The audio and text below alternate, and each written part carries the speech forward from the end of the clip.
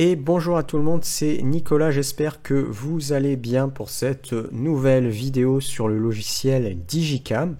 Alors Digicam, je le rappelle, c'est un logiciel qui est gratuit, qui est open source, qui permet de faire quoi? Qui permet de faire de la gestion de photos, appliquer des informations sur les photos, utiliser des filtres. C'est vraiment un très bon outil pour classer, ranger ces photos via des systèmes de catalogue. Il y a également un éditeur d'images pour pouvoir éditer ces photos, les améliorer si on a besoin. Et il y a également des fonctionnalités complémentaires. Dans cette vidéo, on va voir quoi? On va voir les versions. Ça veut dire comment on peut, sur une base d'une photo, créer par exemple différents types de versions et en quoi ça peut être utile. Allez, abonne-toi à la chaîne si tu aimes le travail que je fais, si tu aimes ces vidéos tutoriels. Premier lien dans la description, le cours complet disponible, le cours complet Digicam est disponible. Donc si tu veux te former sur ce logiciel-là, ça va se passer en premier lien dans la description.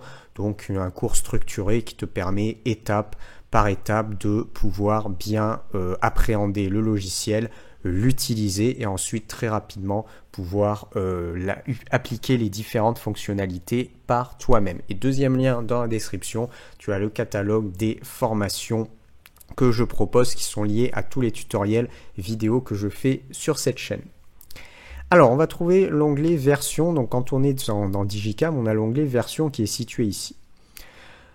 Ce que je vais faire, c'est aller prendre une image tout simplement. Donc là, par exemple, vous voyez, j'ai différents types d'images. Je vais prendre par exemple une qui est située. Là, par exemple, j'ai ici. Je vais prendre par exemple une photo avec un temple. J'ai celle-ci. Alors déjà, cette image-là, donc c'est la version originale. Maintenant, je vais l'éditer. Je vais aller chercher mon éditeur d'image ici. Et dans mon éditeur d'image, je peux faire des modifications. Et soit je peux enregistrer sur cette image-là, soit je peux enregistrer sur des nouvelles versions.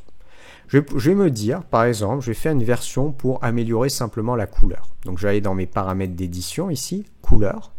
Et pour améliorer ma couleur, qu'est-ce que je vais faire? Je vais tout simplement aller chercher teinte, saturation, luminosité.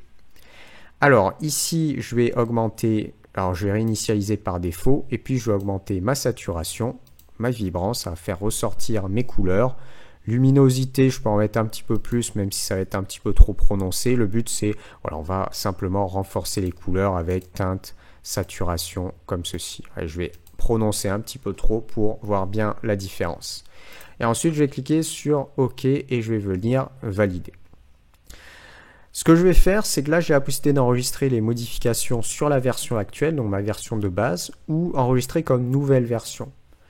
Ça peut être intéressant au moins d'avoir une version en séparé pour avoir toujours en fait votre version originale qui n'est pas éditée. Et après, vous pouvez aussi travailler sur différentes versions derrière. Donc là, je vais faire enregistrer comme nouvelle version, tac. Et si je sors de mon éditeur, tac, j'ai maintenant une deuxième version qui est créée. Donc j'ai ma version originale et j'ai une deuxième version ici qui s'affiche et on a V1 qui s'affiche, ça veut dire version numéro 1. Maintenant, je vais reprendre ma première image et je vais retourner dans l'éditeur d'image. Donc là, c'est ma version originale. Je vais me dire que ici, je vais vouloir améliorer le contraste. Donc je vais aller sur couleur, je vais prendre un contraste de base, brillance, contraste, gamma. Là, je vais réinitialiser par défaut et je vais mettre une valeur de contraste. Allez, on va mettre une valeur de 12 dans un premier temps. Ensuite, je vais mettre un contraste local, très intéressant ici dans Digicam, cet outil-là, contraste local, qui permet de très rapidement, vraiment, plus sur des détails, plus sur des systèmes d'arrêt, va vous permettre de rajouter du contraste. Alors on va attendre un petit peu, vous voyez comme ceci. Alors je vais remettre les éléments par défaut. On a également étirement du contraste en saturation des tons clairs, saturation des ombres. Je vais diminuer un petit peu. Tac. Et je vais cliquer sur OK. Donc là, j'ai une photo qui améliore en termes de contraste. Alors après, j'ai éventuellement, je peux pourquoi pas rajouter un petit peu de netteté, renforcement de la netteté. Là, je suis avec une valeur de 15, ça peut être pas mal. On va mettre une valeur, allez, on va mettre une valeur de 20. Et je clique sur OK. Alors, ce que je vais faire, c'est enregistrer comme nouvelle version. Et là, j'ai une autre version qui a été créée. Maintenant, je vais sortir de mon éditeur d'image et on va faire par exemple une dernière version avec, admettons, un filtre. Donc je reprends ma première version. Sur cette première version-là, je vais activer mon éditeur d'image. Et puis là, je vais appliquer un effet. Alors vous voyez, on a des petits effets qu'on peut mettre, dessin au fusain, goutte de pluie, peinture à l'huile, grain de film. Allez, on va faire un petit effet. Alors je vais peut-être mettre l'effet de couleur, on va voir ce que ça donne. C'est un petit peu prononcé. Ah, il me plaît pas trop.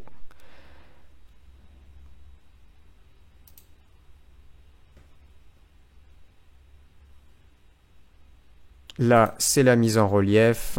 Allez, on va faire un effet peinture à l'huile. Voilà, ça va faire un effet peinture, ça sera très bien. Alors des fois, l'effet peinture à l'huile peut mettre un petit peu de temps. Là, on gère les paramètres. Ça, c'était les paramètres que j'avais appliqués sur une ancienne photo. Vous voyez, ça fait un petit effet peinture à l'huile qui peut être sympa. Puis, on peut travailler la taille du pinceau et le lissage. Allez, je vais cliquer sur OK.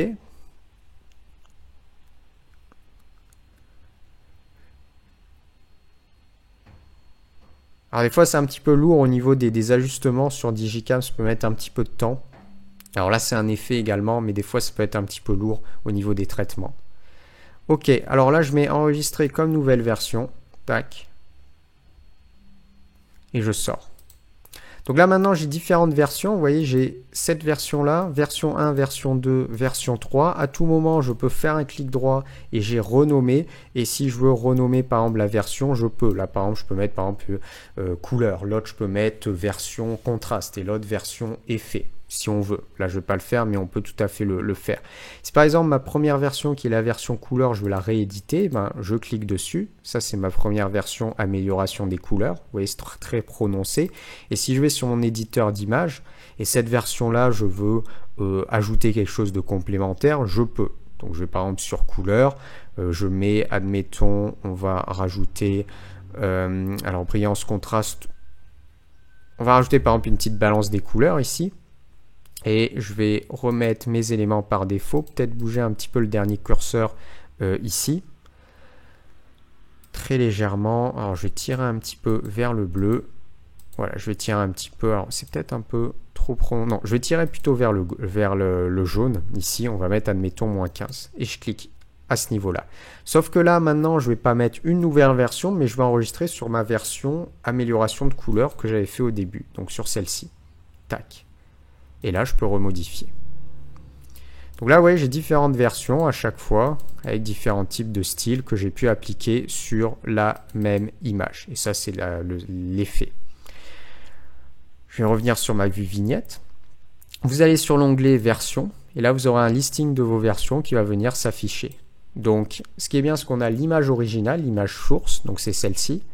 Et derrière, je vais avoir une autre version, celle-ci, une version 1, version 2, version 3. J'en ai créé 3 ici. Vous pouvez utiliser aussi l'arborescence, donc l'image originale et quelles sont les images déclinées sur l'image originale. Et on a également ici les filtres appliqués.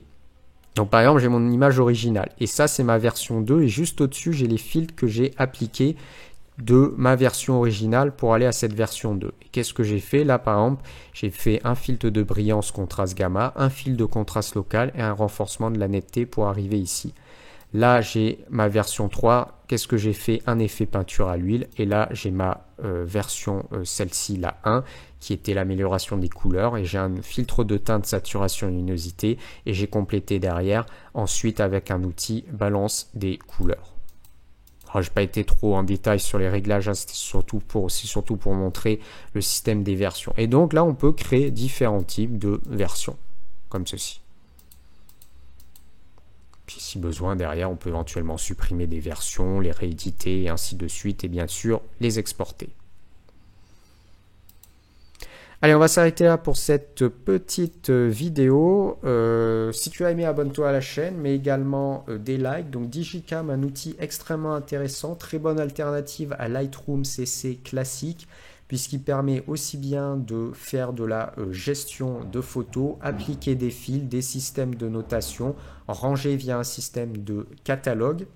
Mais il y a également des fonctionnalités complémentaires, des petits modes assez sympas de diaporama, de présentation, un mode carte également. Et puis, il y a un système aussi d'éditeur d'images. Premier lien dans la description, la formation complète est disponible. Donc si tu veux te former, là c'est des petites séries de tutoriels pour te montrer à quoi sert Digicam et également pour commencer un petit peu à voir qu'est-ce que tu peux faire avec. Maintenant pour aller plus loin, c'est premier lien dans la description, le cours complet, une structure de cours, pas mal d'heures de formation pour bien maîtriser Digicam. Deuxième lien dans la description, ça sera le catalogue complet sur mon site web personnel. Donc tu as des séries de tutoriels qui sont situés sur cette chaîne. À chaque série de tutoriels, tu as une formation qui est en lien en premier lien dans la description et tu vas retrouver ça tout simplement sur ce catalogue qui est situé en deuxième lien dans la description, le site web personnel. Et puis pour une autre vidéo sur cette chaîne, je vais te dire à bientôt. Allez, ciao, ciao.